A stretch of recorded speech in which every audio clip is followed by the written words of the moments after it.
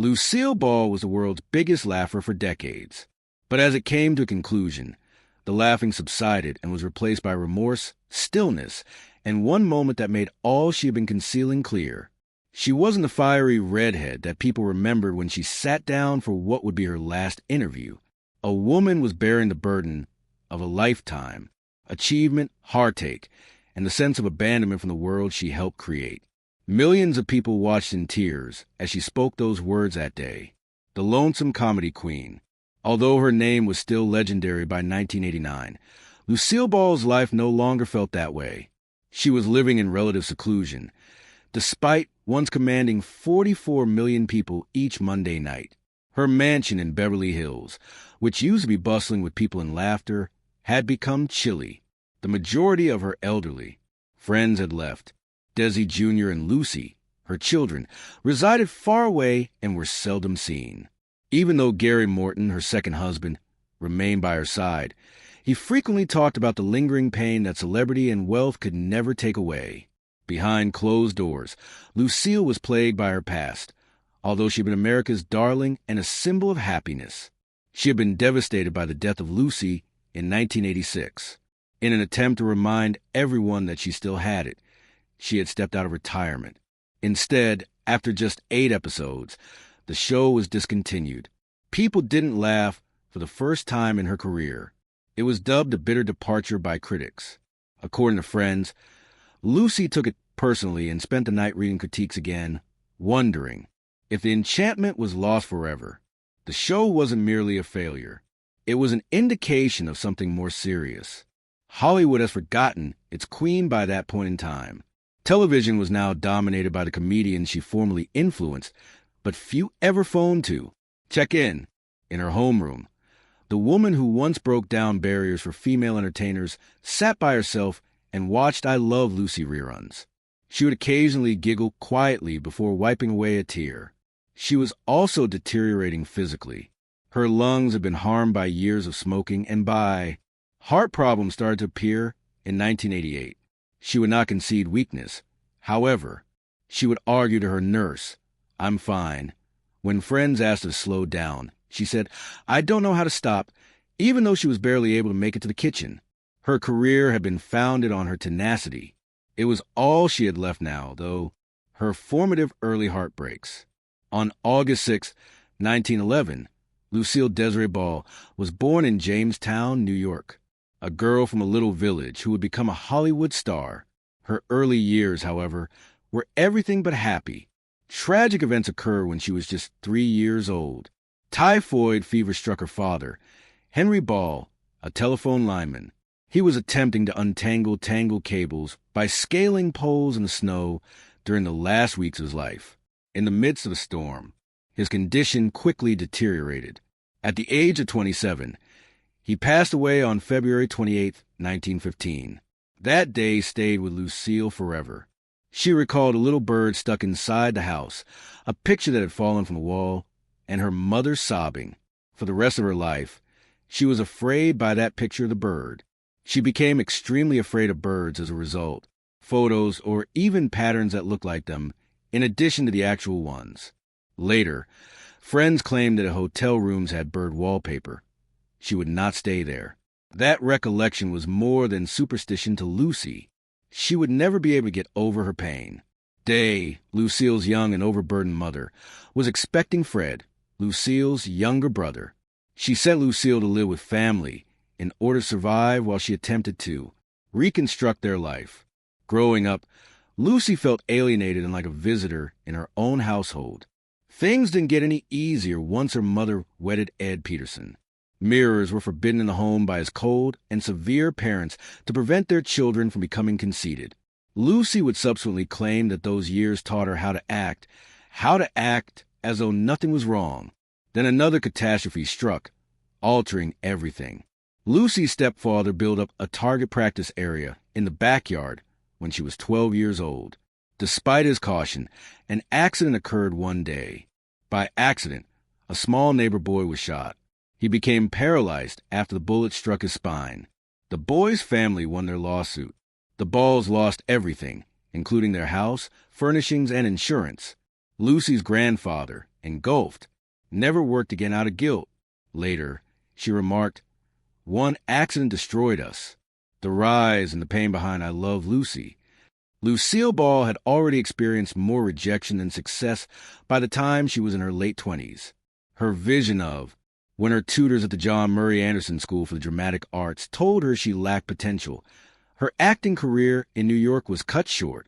One teacher even told her mother not to waste money on lessons and sent her home. Lucy would recall that humiliation years later as the pivotal moment that strengthened her. She once remarked, "I only learned how to be scared there," but she persisted. In 1928, she returned to New York, worked as a model to make ends meet, and then relocated to Hollywood in the West. She gained notoriety among studios in the 1930s as the queen of the movies of bees. She starred in almost 75 films, most of them as a sidekick, the chorus girl, or the underdog. She never stopped studying, though. She learned control, posture, and timing from each set. The camera adored, even when the business didn't. Then her life took a permanent turn in 1940. She got to know Desi Arnaz, a young Cuban musician, while Too Many Girls was being filmed. He was affable, self-assured, and unpredictable. They danced together during breaks, met on set, and eloped in Connecticut within months. Everyone predicted that it would fail, and they were correct in many respects.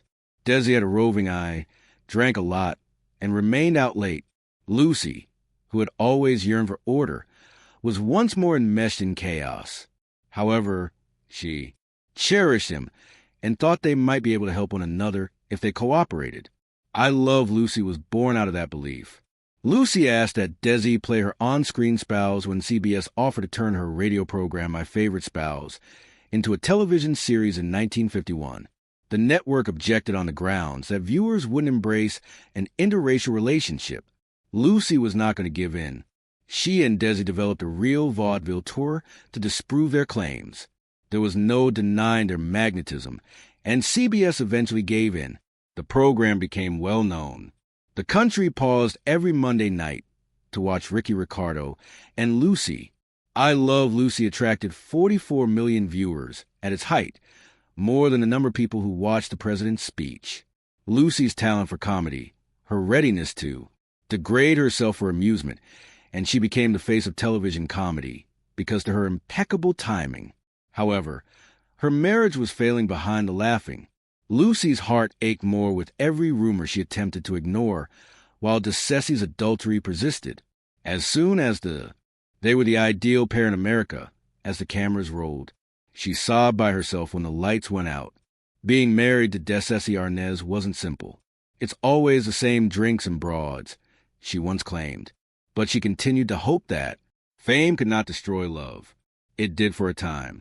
However, the rifts in their marriage were too obvious to conceal when I Love Lucy ended in 1957. The real Lucille Ball was slowly disintegrating, but the world had fallen in love with Lucy and Ricky. The Red Scare and humiliation in public, fear that could ruin reputations, in an instant swept through America in the early 1950s. During the time of Senator Joseph McCarthy and the Hollywood blacklist, a career may be destroyed by even the smallest connection to communism. For Lucille Ball, whose television program received the highest viewership, that, in 1953, terror unexpectedly entered her existence. It started as a rumor. On his radio show, gossip columnist Walter Winchell made a suggestion that a well-known redhead actress had previously been a communist. Everyone understood who he was referring to, even if he didn't use her name. The following red ink headlines appeared in newspapers all around the nation in the morning. Red is Lucille Ball's name. The most popular comedian in America had suddenly turned into a national suspect. The charge stemmed from a choice Lucy made almost 2 decades prior. She had enrolled to vote as a Communist Party member in 1936, not because she shared their views, but rather because she loved her grandfather, who was a devout socialist. She subsequently added, "He wanted me to do it to please him. So I did." She never went to meetings, avoided talking about politics, and soon forgot about it. That long-forgotten decision, however, suddenly threatened all she had worked so hard to achieve in the fever of the Cold War. The timing couldn't have been worse for Lucy. A new season of I Love Lucy was currently being filmed, and sponsors like Philip Morris felt frightened. There were millions of dollars on the line. The business she and Desi had created, Desilu Studios, might fall apart in an instant if viewers turned against her. Lucille made the decision to confront it directly. She willingly went to, accompanied by detectives from a House Un-American Activities Committee, which is notorious for its harsh questioning of directors, writers, and performers. She calmly explained everything, saying she had nothing to conceal, that she had never voted as a communist, and that she had simply enrolled to please her grandfather. "I've never worked as a communist," she said. "I have never been involved in anything subversive in my life." Desi took action as the public awaited her demise.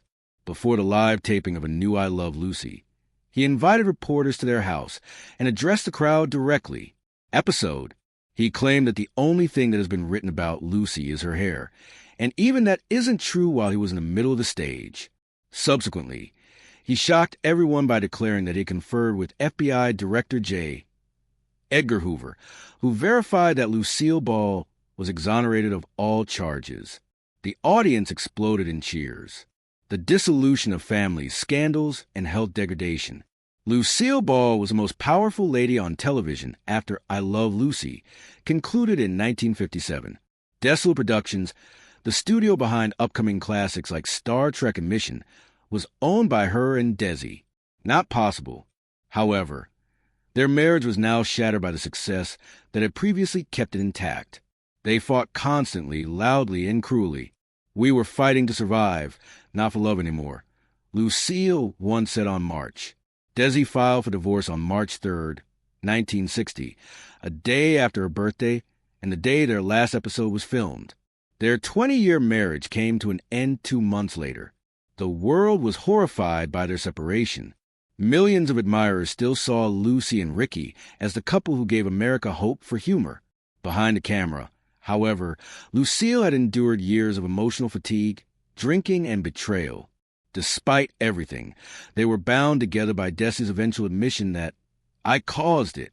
My drinking, my temper, I ruined the best thing that ever happened to me." Business and love. For $2, Lucy purchases Desilu shares. $5 million, making history as a major Hollywood studio's first female operator. However, there was never personal tranquility. Lucille married the gentle and kind comedian Gary Morton in 1961, 13 years her junior. Although they remained together until her passing, her love for Desi was never quite the same. She never really let go of her first spouse, even after moving on. She reportedly told a friend, "Gary gave me stability, but Desi gave me fire." Fame cast a long shadow on her children, Lucy and Desi Jr. While Desi Jr. battled addiction and media troubles, Lucy pursued a career in performing. His relationship with actress Patty Duke in the early 1970s produced turmoil in the media. There were rumors that Desi Jr. was a father when Duke became pregnant. Lucille was heartbroken. She perceived it as a public humiliation that damaged her family's reputation. Years later, a DNA test showed differently, but the harm had already done. Lucy became even more reclusive, concentrating on her work and attempting to maintain the family's reputation. Another heartbreak followed. Her dearest friend and longtime co-star, Vivian Vance, received a cancer diagnosis. Lucy remained in contact right up until the end. When Vivian died in 1979, Lucille was devastated. The last interview, Desi's letter, and the last phone conversation Lucille Ball had been dreading for months came in November 1986. "Part of me died with her," she remarked softly to Carol Burnett, who had grown to be one of her closest friends left. Despite decades of being apart, Lucy never stopped caring for Desi Aries, the man who had once been her partner in history, work, and love. Lung cancer had spread, and he had little time left. In his final days, Lucy flew down to Delmare to see him one last time and called him frequently. Last time. Later, their daughter Lucy recalled the tenderness of those visits, the tears, the laughter, and the silent moments of forgiveness. Lucy called him again on November 30th, the anniversary of their marriage, and she held the receiver to her father's ear. All Lucy could manage were the 3 words that had bound them together from the start. "I love you." "Say what you want to say," she told her mother. She repeated herself, saying, "Desi, feeble butt. I love you too, honey. Good luck with your show." Desi Arnaz, who was 69 years old, passed away 2 days later on December 2nd, 1986. Lucy felt as though her life's final light had gone out. Only 5 days following his, Lucille had intended to forego the Kennedy Center honors in Washington, D.C., but her family persuaded her to go. Actor Robert Stack entered the stage with a letter halfway through the event. Desi sent it, knowing she would be honored that week. He had composed it just days before he passed away. Stack started reading. "I was asked by the New York Times to split the credit for I Love Lucy across the cast, directors, and authors. Give Lucy 90% of the credit and split the remaining 10% among the others. I instructed them